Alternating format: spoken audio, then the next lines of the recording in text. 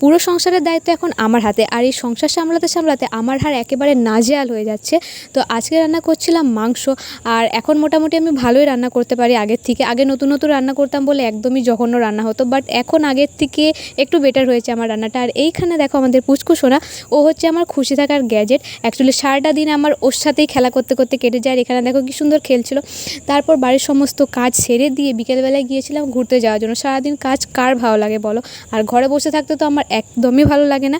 তো সেই জন্য বিকেল বিকেল ঘুরতে চলে গিয়েছিলাম। আর দাঁড়াও, কোথায় ঘুরতে গিয়েছিলাম তোমরা শুধু জায়গাটা দেখো। বিকেলের টাইমে এই জায়গাটাকে জাস্ট অ্যামেজিং লাগছিলো, তাই না? কতটা সুন্দর লাগছে তোমরাও দেখো। তো তারপর রাস্তাতে আইসক্রিম বিক্রি হচ্ছিলো, সেই জন্য আর লোভ সামলাতে না পেরে আইসক্রিম খেয়ে নিলাম।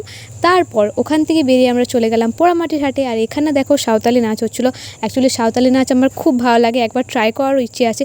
তারপর এখানে এসেছিলাম আমরা রুমাল কেনার জন্য, আর এখানে 1 ডজন রুমাল কিনে চললাম এবার বাড়ির দিকে।